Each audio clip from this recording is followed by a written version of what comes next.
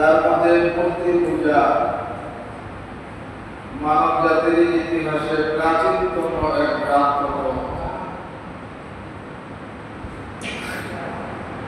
মূর্তি পূজা মানব জাতির মধ্যে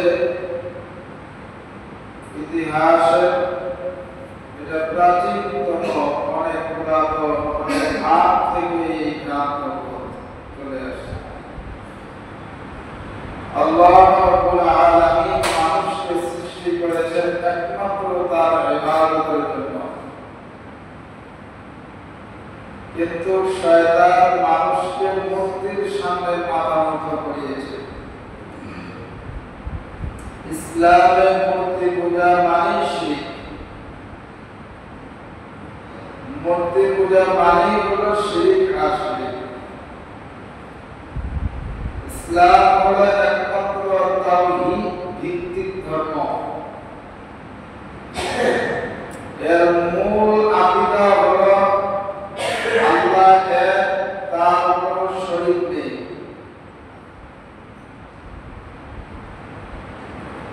ইসলাম হলো একমাত্র তাওহীদ ভিত্তিক একটি ধর্ম, যে ধর্মটির মূল আকীদাই হচ্ছে রব্বুল আলামিন ছাড়া আর কোনো রব নেই। আল্লাহ রাব্বুল আলামিনের সাথে কোনো শরীক নেই। আল্লাহ তাআলার সাথে কাউকে আপনি শরীক করতে পারবেন না। তার ইবাদতের মধ্যে কাউকে অংশীদার বানানো বলা হয়েছে শিরক।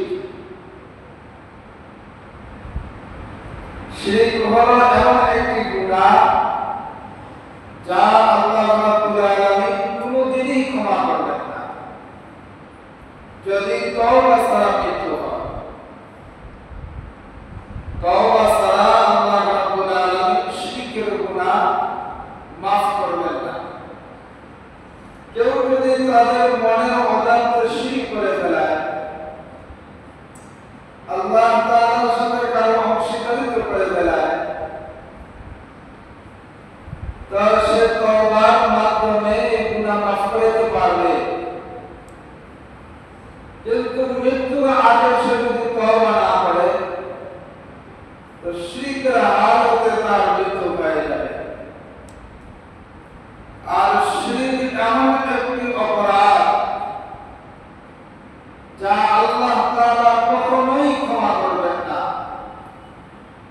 যে যা সমস্ত আমল নষ্ট করে দেয়, যা মানুষকে স্থায়ীভাবে জাহান্নামে নিক্ষিপ্ত করে। নাউযুবিল্লাহ।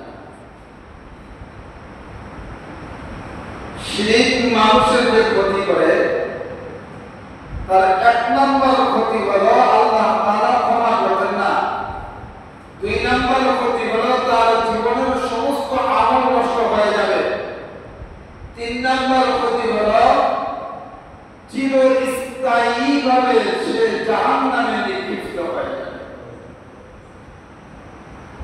একজন মুসলমান যদি মূর্তি পূজা করে বা শিরকের কাজে জড়ায়, তার ঈমান ধ্বংস হয়ে যায়।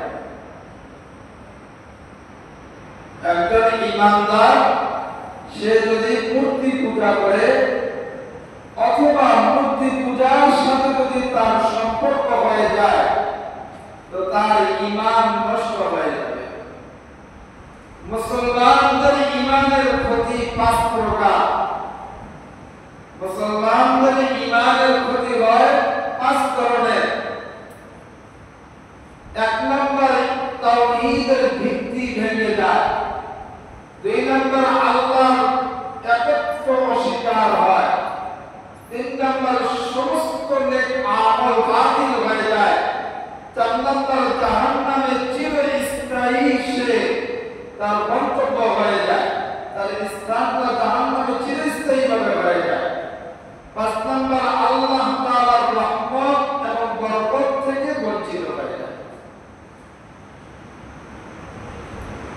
মুসলমানদের ঈমানের ক্ষতি যদি হয়, তো এই 5 ধরনের ক্ষতি হয়ে যায়। শিরক হলো ইসলামের দৃষ্টিতে সবচেয়ে ভয়াবহ অপরাধ, সবচাইতে ভয়াবহ অপরাধ হলো শিরক করা।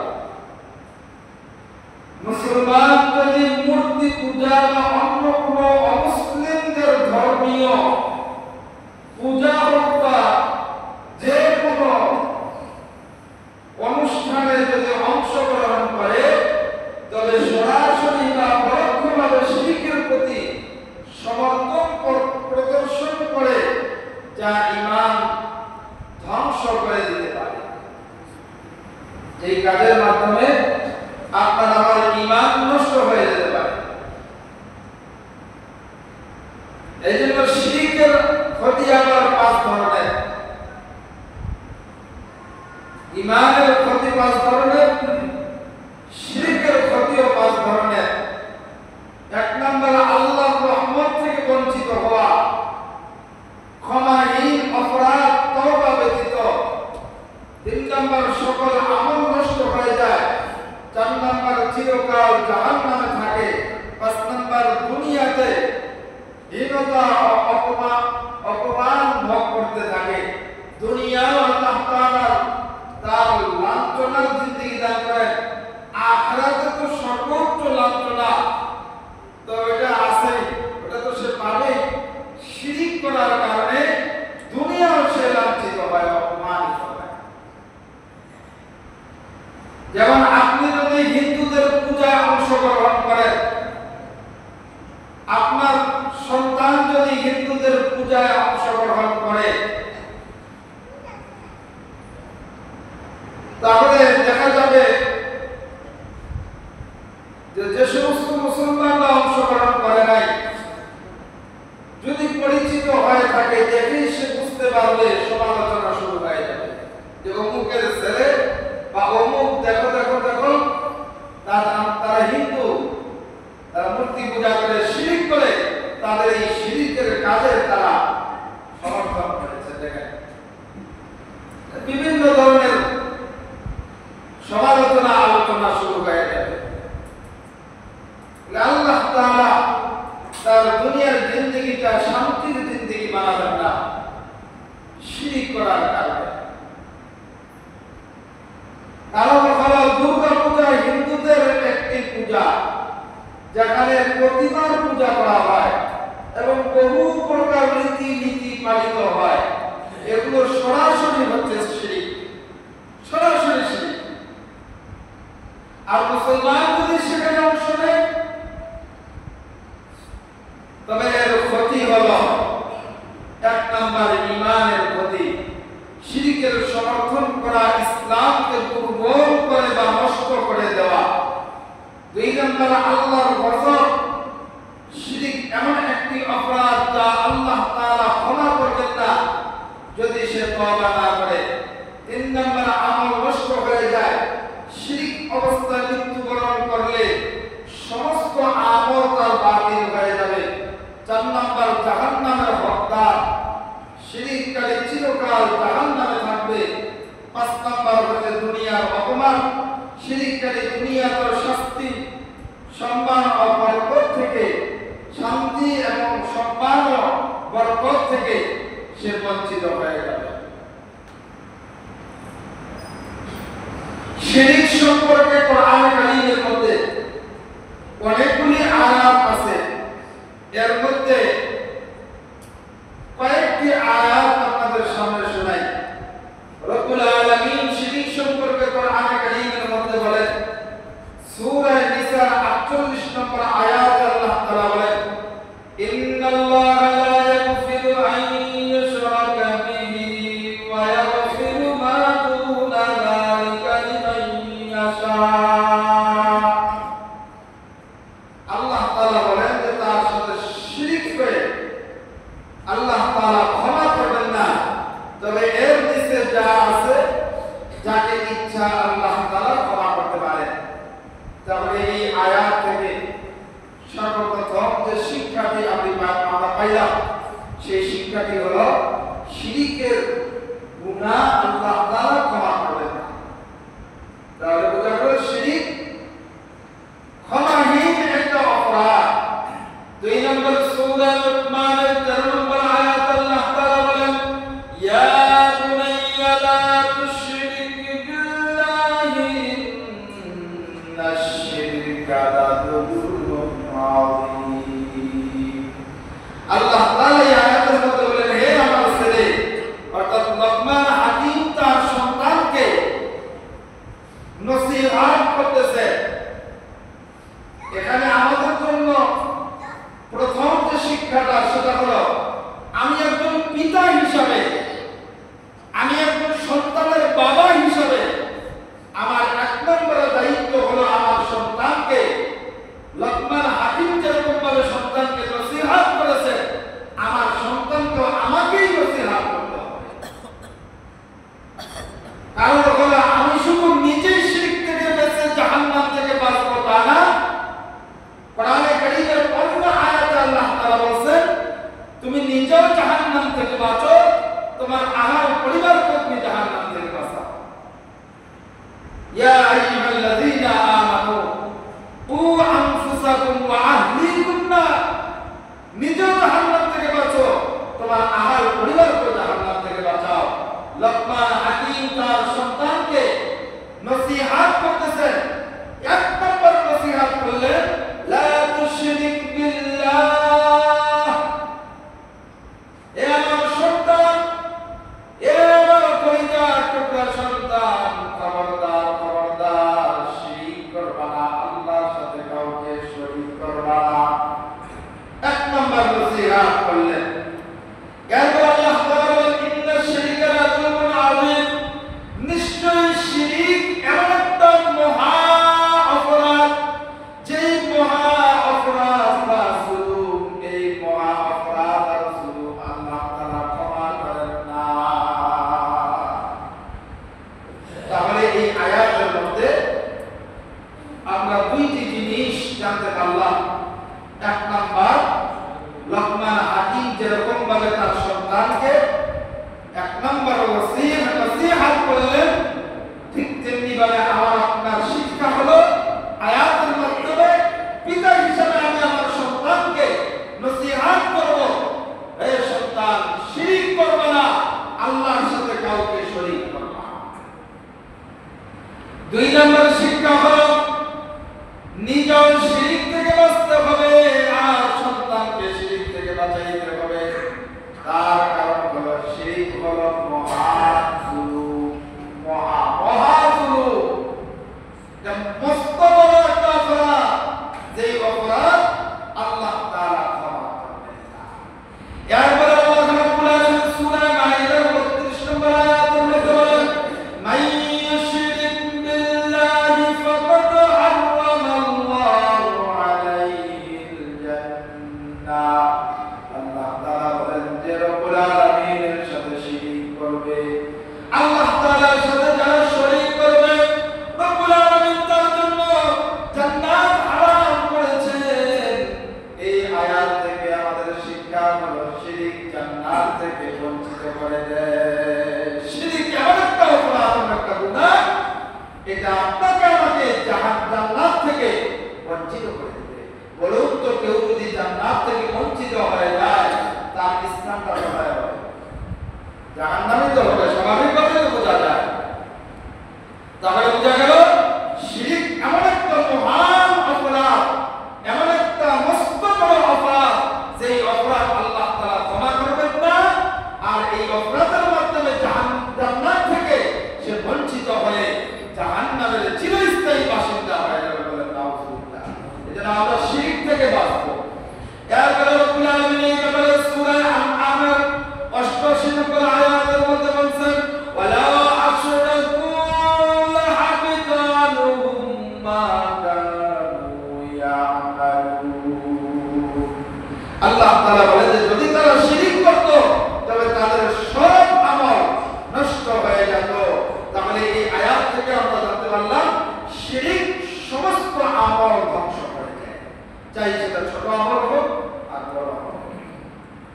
এরপর আল্লাহ রাব্বুল আলামিন সূরা আনআমের 163 নম্বর আয়াতের মধ্যে বলেন, লা শারীকা লাহু ওয়া বিযালিকা উমিরতু। কেউ যদি আল্লাহর সাথে শরীক করে, আল্লাহর সাথে কেউ যদি শরীক করে অর্থাৎ শিরকের গুনাহ করে, আল্লাহ রাব্বুল আলামিন বলেন তার তাওহীদ অর্থাৎ মুসলিমের মৌলিক আদেশ থেকে সে সরে গেল।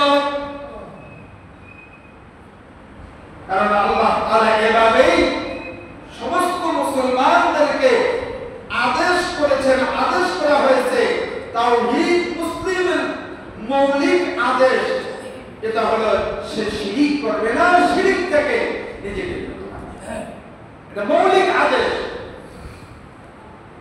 যেরকম নাকি একটা মানুষ যতক্ষণ পর্যন্ত কালেমা না পড়বে, একজন মুসলিম যতক্ষণ পর্যন্ত কালেমা পড়বে না তাকে কখনোই আমরা মুসলমান বলতে পারি না, সে কখনোই মুসলমান হতে পারে না।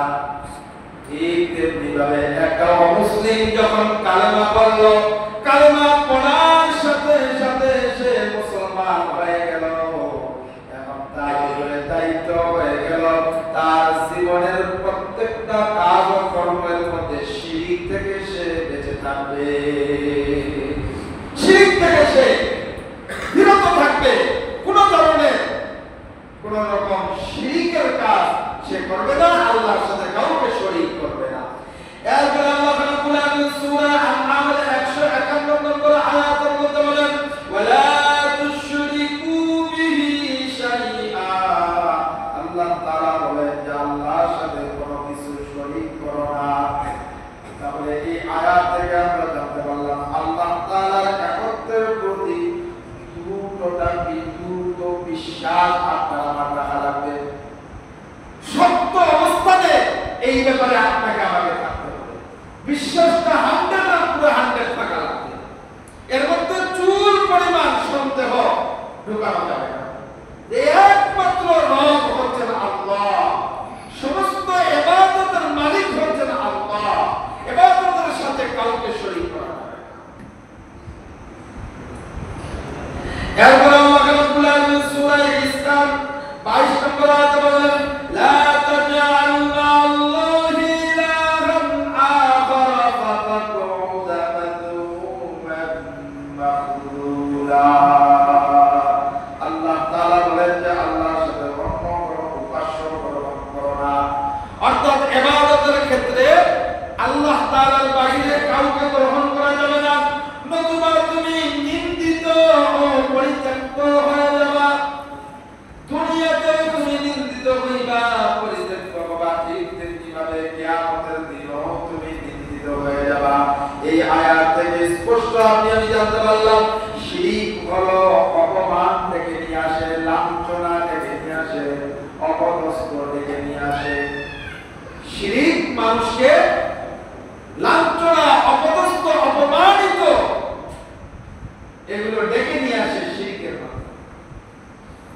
এরপরে আল্লাহ তাআলা সূরা আনকাবুতের 65 নম্বর আয়াতে বলেন ফাইদা রাকিবু ফিল ফুলকি দা'আল্লাহ মুখলিসিনা লাহুদ্দিন ফালাম্মা নাজ্জাহুম ইলাল বাররি ইযা হুম ইউশরিকুন। এই আয়াতের মধ্যে আল্লাহ রাব্বুল আলামিন সূরা আনকাবুতের 65 নম্বর আয়াত হযরত নূহ আলাইহিস সালাতু ওয়াস সালামের যে মহাপ্লাবন হয়েছিল, এই প্লাবনে যে নূহ আলাইহিস সালাতু ওয়াস সালামের নৌকা ছিল, এই নৌকার ঘটনা আল্লাহ তাআলা এখানে বলেছেন। তারা যখন নৌকা উঠে তখন খাঁটি মনে আল্লাহকে ডাকে, কিন্তু বাঁচানোর পর আবার তারা শিরক করে বসে। অর্থাৎ নূহ আলাইহিস সালাতু ওয়াস সালামের জামানায় যারা নূহ আলাইহিস সালাতু ওয়াস সালামের নৌকায় উঠছিল কেবলমাত্র শুধুমাত্র তারাই বেঁচে ছিল, বাকি সব মরে ছাই হয়ে গেছিল, সব পানির মধ্যে ডুবে একদম মরে গেছে। শুধুমাত্র নূহ আলাইহিস সালাতু ওয়াস সালামের নৌকায় 80 থেকে 82 জন যে তার উম্মত উঠেছিল, এই উম্মতদের মধ্যে আবার পরবর্তীতে কিছু লোক শিরক করা শুরু করে দিল, শয়তানের ধোঁকায় পড়ে।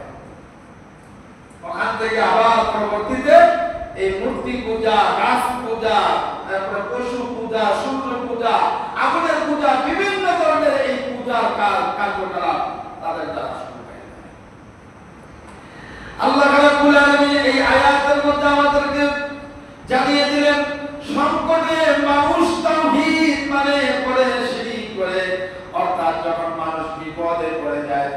আল্লাহ আল্লাহ পায়। বিপদ যখন কেটে যায় তখন বলে যে দাদায় যে ফুটাটা দিয়া গেছিল, দাদায় আমলে যে গাছ দিয়া যে খুঁটিটা গাইয়া দিয়া গেছে, এই খুঁটিটা যদি ওই মজবুত না হইতো তাইলে আজকে শেষ। বাতাসে ধাক্কা দিছে, ধাক্কা যখন দিছে তখন আল্লাহ আল্লাহ করছিল, বাতাস শেষ তখন দাবার স্মরণ এসে গেছে, দাবার স্মরণ। এরকম আসলে হয় না, এটা একটা উদাহরণ দিলাম। অনেক সময় কিন্তু এই ধরনের ঘটনাগুলো কিন্তু ঘটে আমাদের বিভিন্ন কাজ ও কর্মে। আমরা কিন্তু যখন বিপদে পড়ি তখন আল্লাহ আল্লাহ, আল্লাহ ছাড়া আর কেউ নাই, আল্লাহ তুমি ছাড়া আর বাঁচানোর কেউ নাই।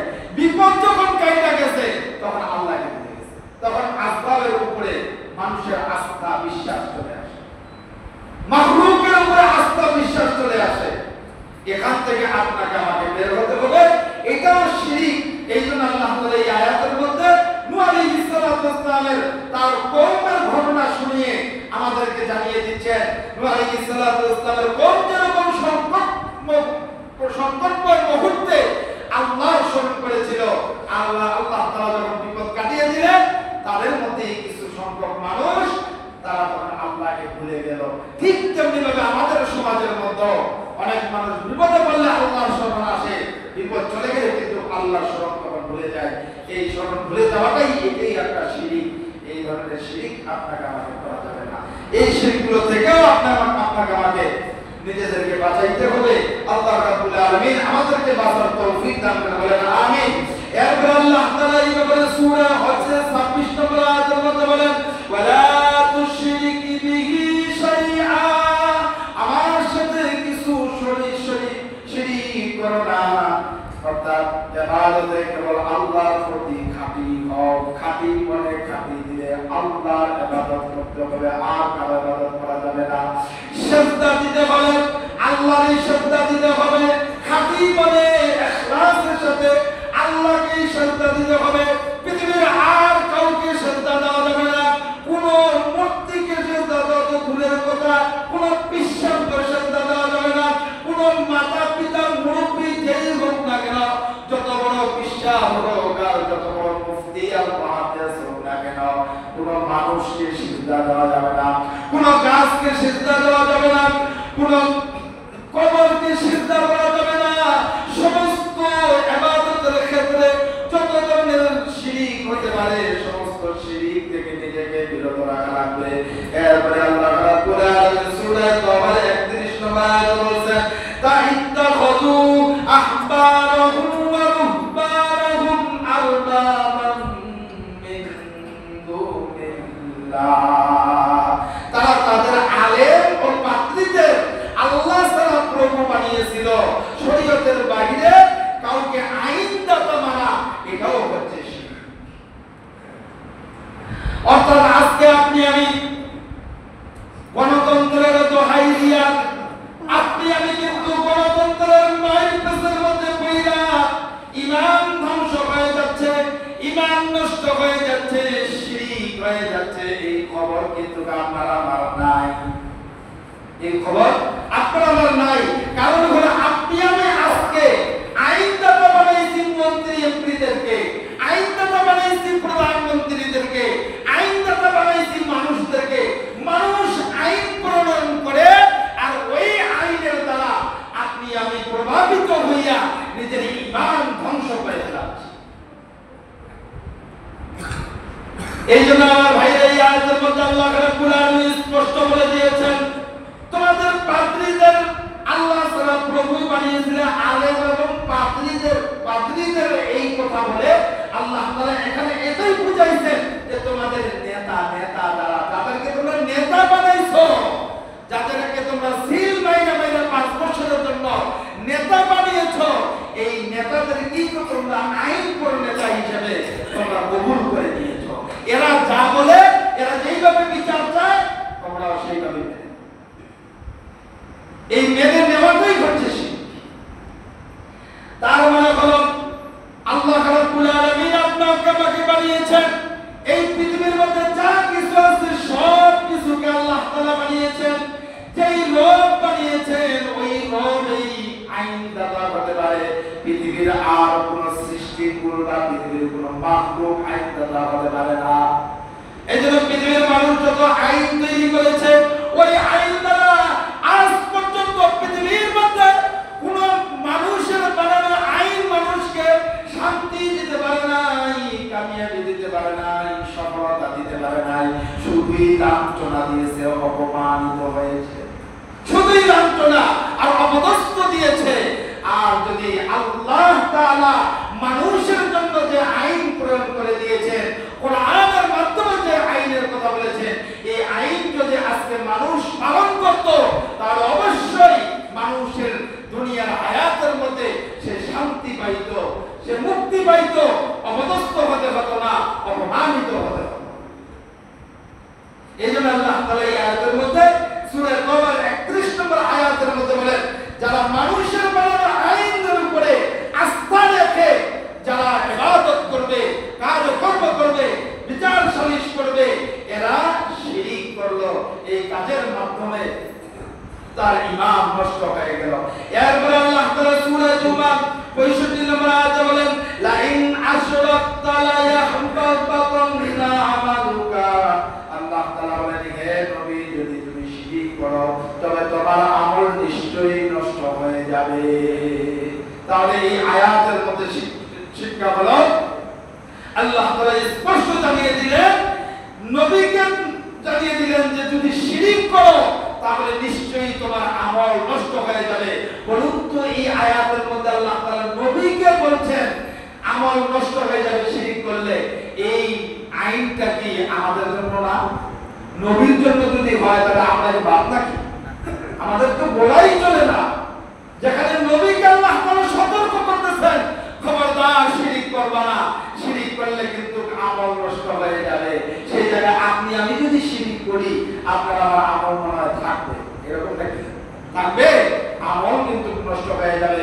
এই জন্য প্রিয় হাজিরিন, আপনি আমি আপনার আমার জীবনের প্রতিটা কাজ ও কর্মের মধ্যে যত ধরনের শিরক হতে পারে সব ধরনের শিরক থেকে আপনাকে আমাকে বাঁচতে হবে। নিজের সন্তান, পরিবার, পরিজন সকলকে শিরক থেকে কিন্তু বাঁচাইতে হবে।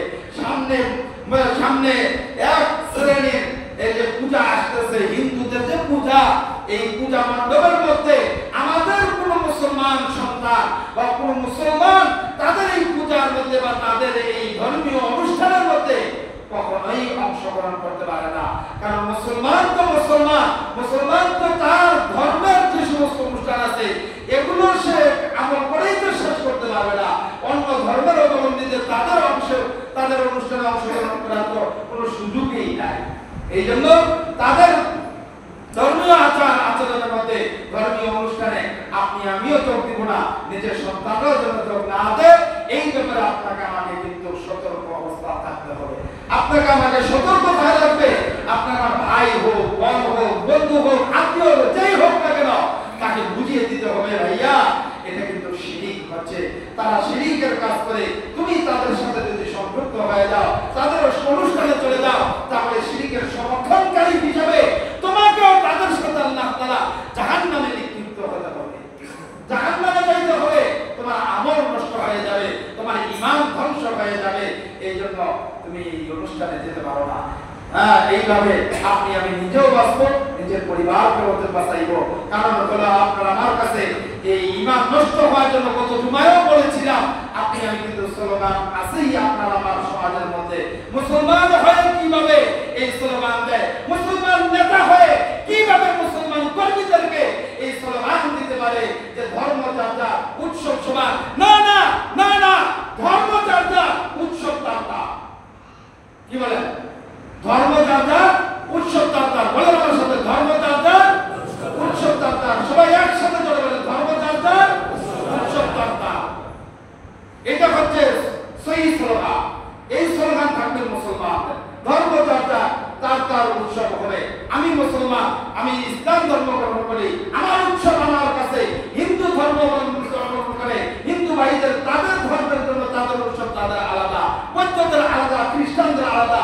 যে যে ধর্ম পালন করে তাদের ধর্মীয় আচার ব্যবহার, তাদের অনুষ্ঠান সবকিছু তাদের আলাদা। আমি যেহেতু মুসলমান, আমার ঈমান রক্ষা করতে হবে, আমল রক্ষা করতে হবে। আমি যেহেতু মুসলমান, আমার ঈমান যেন থাকে, আমার সন্তান পরিবার পরিজনের ঈমান যেন ঠিক থাকে, তাদের আমল যেন ঠিক থাকে, আমি যেন জান্নাতি হতে পারি, সন্তানরাও যেন জাহান্নামী হতে পারে, জান্নাতি হতে পারে। এই জন্য আল্লাহ তাআলা বলেছেন কু আনফুসাকুম ওয়া আহলিকুম নার, নিজেও জাহান্নাম থেকে বাঁচো, নিজের আহল পরিবারকে জাহান্নাম থেকে বাঁচাও। আল্লাহ রাব্বুল আলামিন আমাদের সকলকে, আমাদের মুসলিম উম্মাহকে এই সামনে দুর্গা পূজা যে আসছে, হিন্দুদের পূজা, এই পূজা থেকে আপনাকে আমাকে হেফাজত করেন রব্বুল আলামিন, আমাদেরকে সঠিক বুঝদান করেন, আমাদের পরিবার পরিজন আত্মীয় স্বজন বন্ধু বান্ধব সকল মুসলিম উম্মাহকে আল্লাহ তাআলা এই ভ্রান্ত আকীদা থেকে হেফাজত করেন। যারা সুন্নাহ ওয়াল জামাতের বাচ্চারা কাছে